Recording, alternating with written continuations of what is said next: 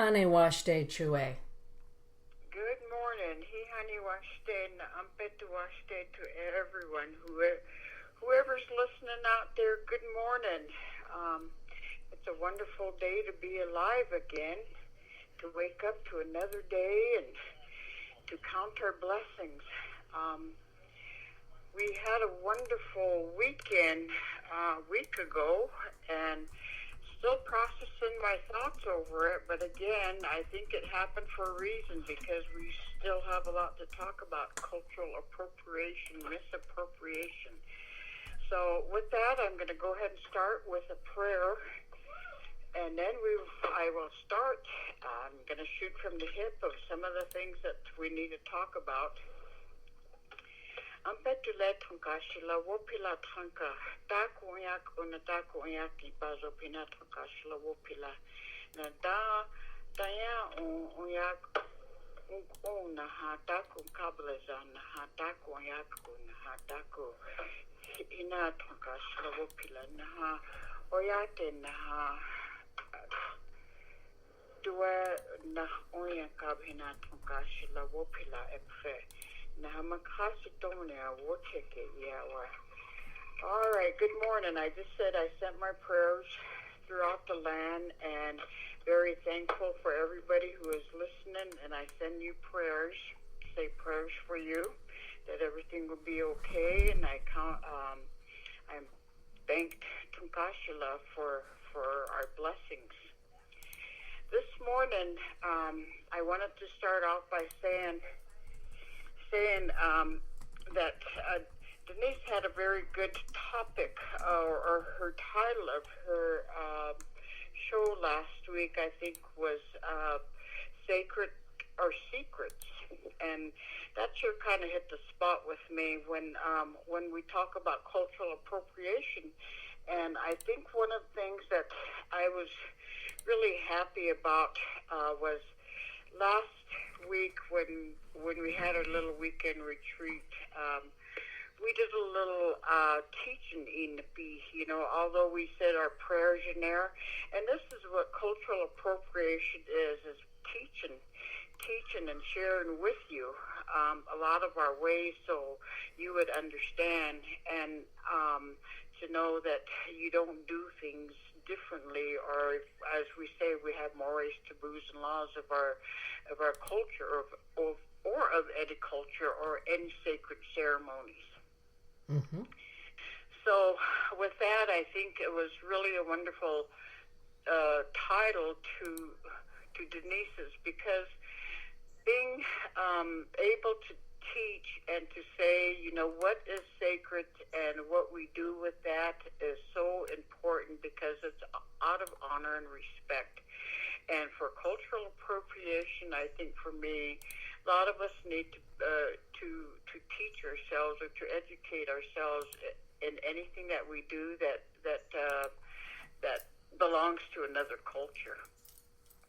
And basically, I think, we had a wonderful experience over the weekend to know that I was able to taught the way I grew up, and using the four components of the medicine wheel, as well as the 4 stages of life, what we did throughout our lives, what we were taught, and what happened with our ceremonies or the child development and our roles and responsibilities.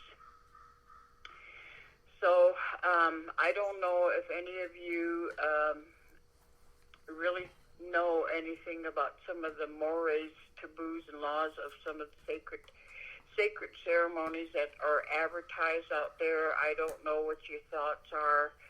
Some of it, I think, for me, I teeter back and forth. Just like a couple days ago, I had seen a poster, and to me, I was kind of shocked to see the poster of a Yuwipi man tied up. And for me, whether if it's something that's being taught, or if it's something that's being done, that is something that should be sacred. Mm-hmm. I agree. You don't advertise. I agree. Dell, I'm curious about something. You showed me that as well. And over time, I had to learn about that. And I was very thankful to our Chue Della Badwound for having my first conversation about that and why we don't put out on Facebook, hey, y'all, I'm having a sweat lodge tonight. Come on over to the NEP and let's have a great sweat. And she explained to me why we don't do that. Because, parts of the ceremony, well, I think the whole ceremony really is so sacred.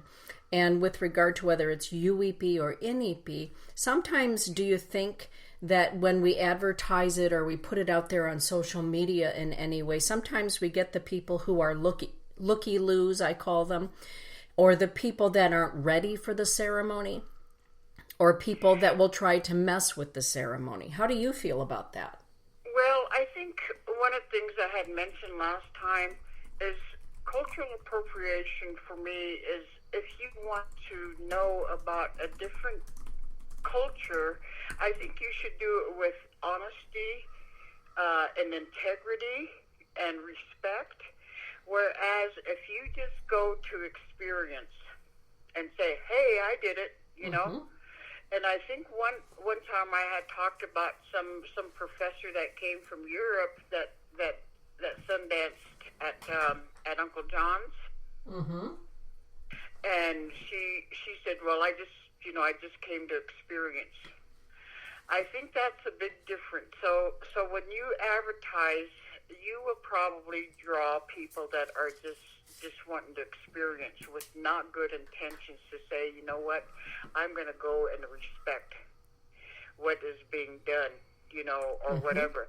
And I think for me in today's world right now, we are so desperate because of all the things that are happening around us that we will go to prayers, we will go to prayer sessions, church, or whatever it is that we do unintentionally to know that we want a quick fix. Yes, I agree. I don't know if people understand that, but I think a lot of times I hear people tell me, could you say prayers when you go to NEP and stuff like that? Well, sometimes it's good because I say prayers for everybody, but yet at the same time, I kind of question, where is your faith? Mm-hmm. So in regards to advertising a lot, people don't genuinely have an interest to say, I put my heart into this, I put my mind into this because I have belief. A lot of it is out of curiosity and just to experience. So that's one of the things that we see about advertising some of these ceremonies or sundances, And I remember a long time ago,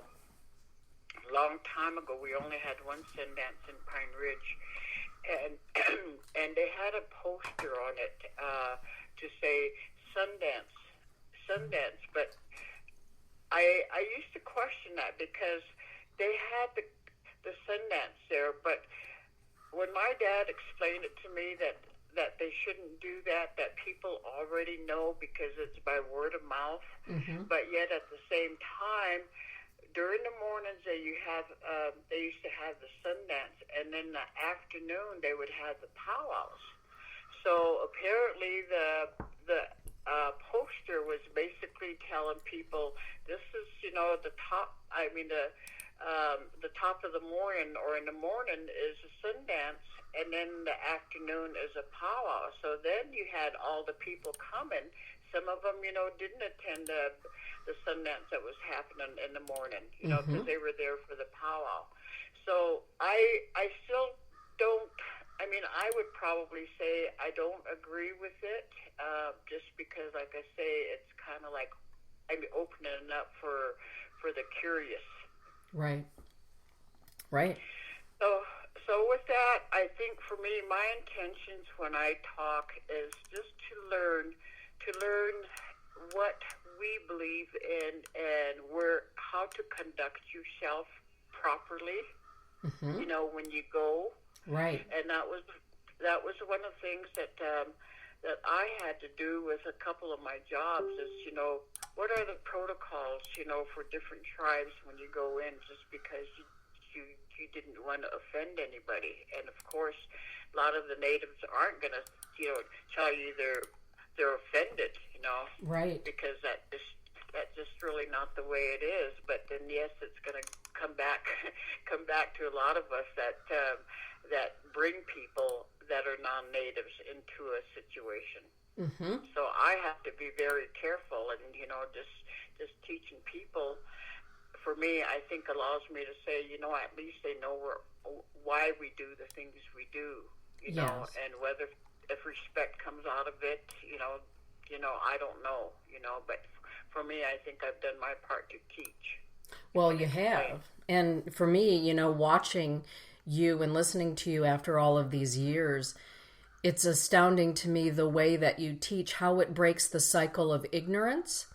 And I think that ignorance leads to fear, and that's where misunderstandings and harm come in. When somebody says to me, what do you go to those ceremonies for anyway? They don't believe in God, blah, that kind of a thing.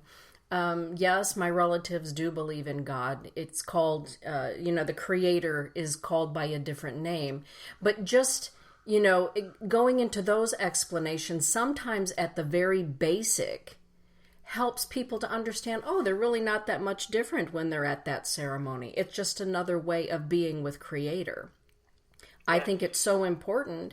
Some things are kept secret. I think it's all sacred when we're talking about spiritual journey and soul paths. And I appreciate the fact that you step out of your comfort zone to share in order for people to understand one another. And I know sometimes you take hits for that. I mean, you've been criticized for it, and it's not easy for you. And I love the fact that you're strong enough to say, not everyone disagrees with me, but my heart says the teachings are important. What would you add to that, Chue? Well, for me, I know myself. I know what my intentions are to teach. And I think one of the things that happens is, whether if it's not teaching young kids, I am teaching adults that can teach their children and their grandchildren, because we still have a future ahead of us. Right. And I think that's so important, because even for our own people, and that's what I had said, is why do you teach non-natives instead of teaching your own? And I say to that, there has to be some responsibility and accountability for the parents, grandparents of other people on the reservation, I guess. And I think for me, I can only do what the Creator directs me to do, and that's the way I look at things. To say, I don't care what people say about me. It's just knowing what comes into my mind to say, all right, here's an opportunity. And I had said at one time, I will not teach what you do not want to learn. And this is where I see a lot of people, my own people, that don't ask questions, that don't want to say, hey, we got this group here, let's talk about. The only way that we could do it is, like 3 or 4 of us sit amongst each other and we talk. That's about the only thing. And I am so anxious for the children's home to provide a space like that, so I could go home and do these teachings, just to go ahead and see who's interested. Isn't that fantastic? What a wonderful opportunity. Yeah, and sometimes, the whole part of it is, if you do it by force, that information is not retained. Oh, you are really, yeah. I couldn't agree more about that. I've seen that over and over working with young people. I've seen high risk people. High risk youth that I worked with. That you have good intentions to guide them and everything, but no, if they're forced to do it, they don't retain. They don't do it. Right, I agree.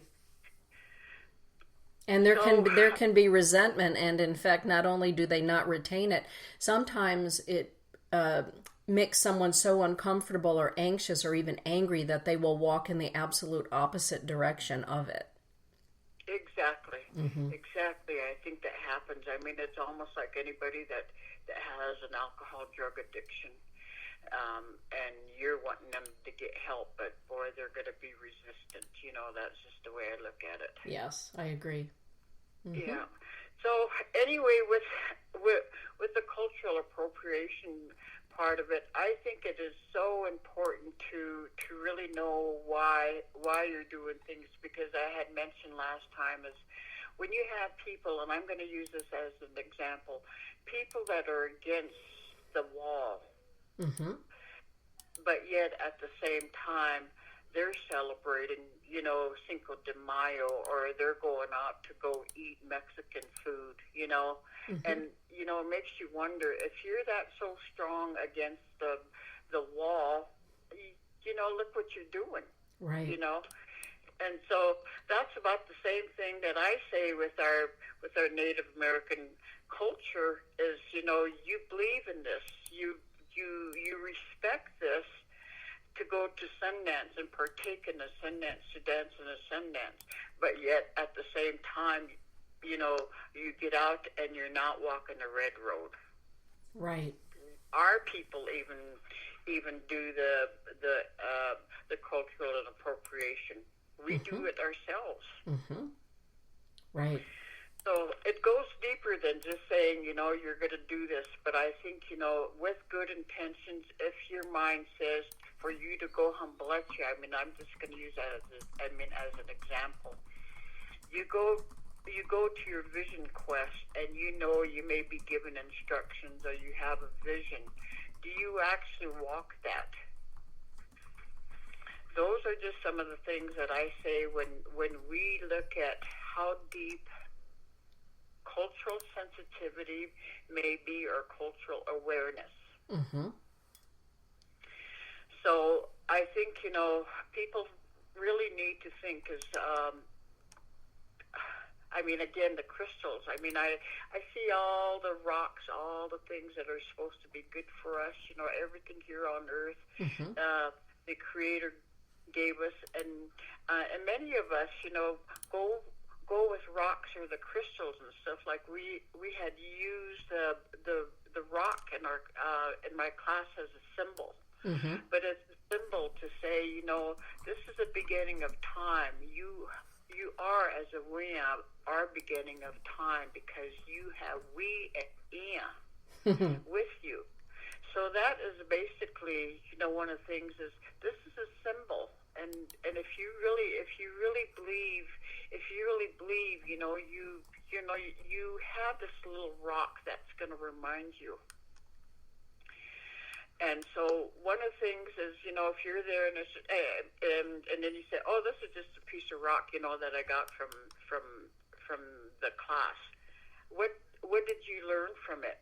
Right. You know, because your thought is going to be saying, okay, I know what I was told, but that doesn't mean anything. That's just how deep I think we have to understand what we're doing to another culture. Right. You know, you learn something, do you apply it or no? Right. You know? And if you do apply it, how are you applying it? Are you walking with it in a good way? Exactly. Yeah. Well, one of the things that going back to something you said right at the beginning of your show this morning, just being so thirsty for being with Spirit, for being with Creator. I think, you know, particularly after participating in the Friday night event, a portion of the weekend with you, was the appreciation. How do I want to say this? I watched the renewed appreciation everyone in your retreat had for even the relationship with the stone that you asked them to bring to the sacred circle there. And I think that not only are people thirsty for having a relationship with the Creator and Spirit, but really thirsty for having a relationship again with nature.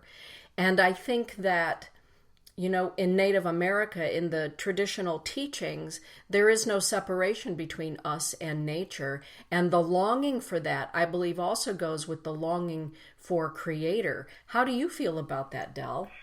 Well, I think Well, that's for me is basically one of the things that I think people know within their hearts, in their mind, and maybe it's just something that's being where they are they got a touch of a feeling, knowing that what they long for of creation is because of what's happening to Uchimaka right now.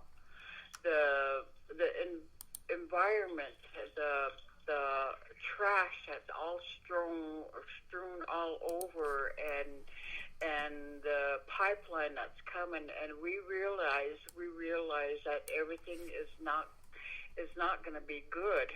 Like the water being diluted with the oil, or we're finding a lot of this stuff.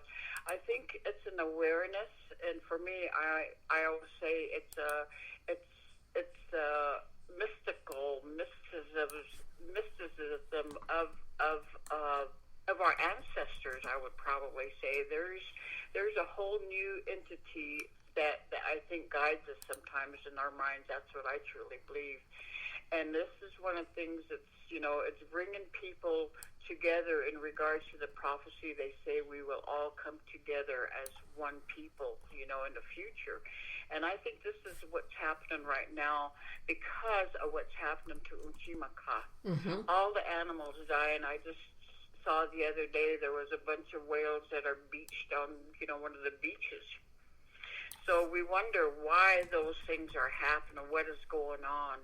And I think people are trying to get a better understanding, mm-hmm. And I hope it's for the best, that they get a better understanding and that they partake in making changes. Mm-hmm.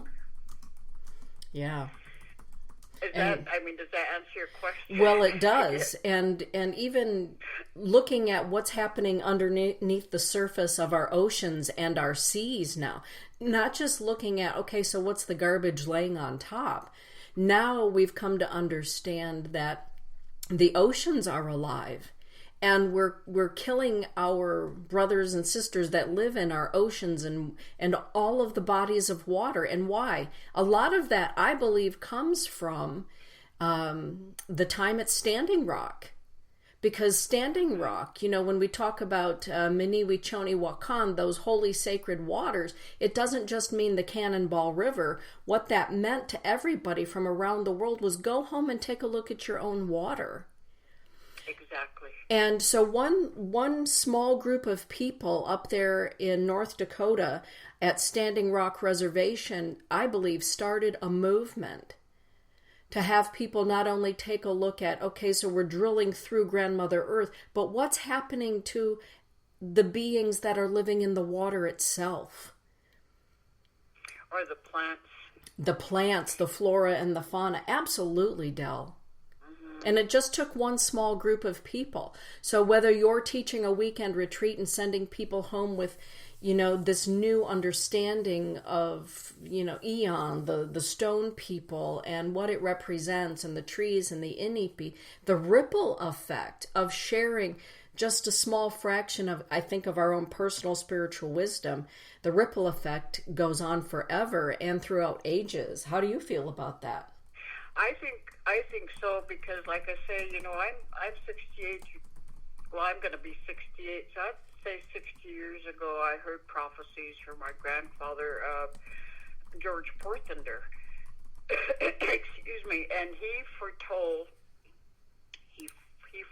of the things that were going to come, and I witnessed that. I heard it with my own eyes when he said we were going to be paying for our own water in the future. Yeah. Never thought that would happen, and I've seen it. And he also said water was going to be more expensive than gold and money. And I really believe what's happening right now, and I hope, for the whole fact that in my generation is probably going to be the last one to actually see maybe cleaner waters compared to what may happen in the future. Mm-hmm. And so I think it is important for some of us that have retained a lot of these stories and these prophecies is to teach, and to know that we get the attention. And I'm glad we have we have some of the women. I was just reading how many women have been elected into the White House, I guess is what I say, in different capacities. Mm-hmm. And they all have a lot of things to say, and I think, again, I see where women are nurturers. We are the life givers, and we nurture, and I see this happening, as they say, women are going to lead the world again. Mm-hmm. And that was one of the things that I had seen. So I see a little bit, and it kind of makes my heart feel good to say, okay, we got a lot of women in there, and a lot of them are activists, and they have lived with some of the struggles. It's good to see some Native American women in there, and then also to know that we had some of the women who were probably oppressed because of the patrilineal society. Now they're finding out that it doesn't work. So now we're going to go ahead and say, hey, we're going to make changes. And I think that was a prophecy that was told a long time ago, that women were going to rule the world because we give life, and we're tired. We're tired of having life be abused. Right. So we're going to do something about it. Mm-hmm. I agree. So with the belief of cultural appropriation, again, I mean, I think, people might think we're going off the subject, but it goes way deep in it, and respecting a lot of cultural teachings. Mm-hmm. I don't care what race it is. I don't care what ethnic group, but I think everybody has a valid point in regards to saying, hey, this is what we believe in. You can, if you really understand it, maybe you will agree, maybe you don't. But that's the whole point of it, I think, is to know deeply what you know about a different other group. Right. Yes. And have respect for it. Exactly. Yes. So, with a lot of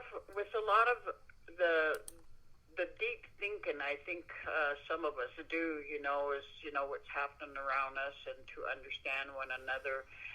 I think we are attempting to go ahead and walk together in the future by understanding each other, and I'm glad, that there's a few, and why a group gathers together is for that reason. I think, it's just to know that we can walk together and be stronger together. Mm-hmm. I agree. I love it. I know everybody here in Michigan is hoping that you will come back at some point and do another weekend retreat. Not only for the teachings, but really the togetherness, because along with our need to have a connection to our soul and to our spirit and to Grandmother Earth and every living thing, I believe also that what people find themselves in need of is a connection to another human being, without just text or digital or any of that, but to actually have face-to-face and contact and, for lack of a better word, community with other people. Would you agree with that? Well, one of the things that I really saw a need for was to use a teepee as a symbol in regards to what we were reminded, or our ancestors were reminded daily, of the misconception of, the teepee, what it stands for. And I think the class really got a good grip of, why we have the teepee the way it is, with all the teepee poles coming together as family members. And that is one of the things that I think we're longing for too, because a lot of our families are being dispersed in different directions, and we don't have contact with each other except for a cell phone. We would rather look at the cell phone, text each other, instead of, coming in contact with each other. Mm-hmm. And the teepee actually reminded us that it's unity. Mm-hmm. Every pole, every family belongs in that circle. Mm-hmm. And also to know that, the flaps of the two is that family should stay in prayer all the time.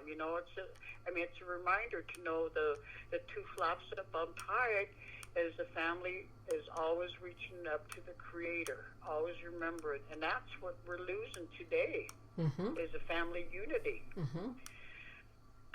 So I think, we long for connection, like you said. We long for connection with other human beings because we don't understand each other. In fact, I don't even know my neighbors here at this apartment complex, except for me introducing myself to my next door neighbor and then and a little couple over there. But you don't see each other. Mm-hmm.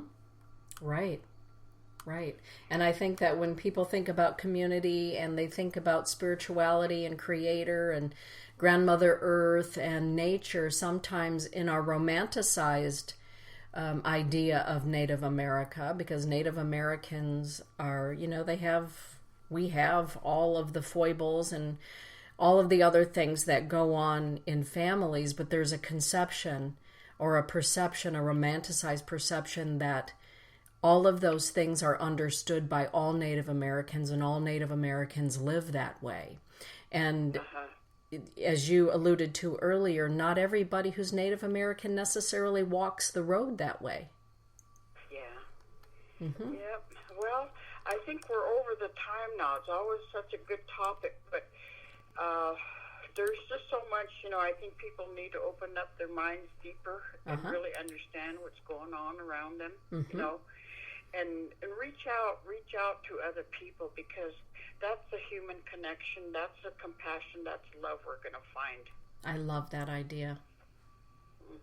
Wopila Chue. Yeah, and like I said I was going to start telling everybody's important, and I think we need to remind each other about that too. You are important in my life, and I'm going to say that to you, Mitankala. You are important in my life because you are my sister, and also you believe in me to give me this opportunity to teach. I do believe in you. I love you. You're an amazing teacher. You are important in my life. All right, with that, Doksha Ake. Doksha Ake. All right. Have a beautiful day, everyone. Bye. Bye-bye.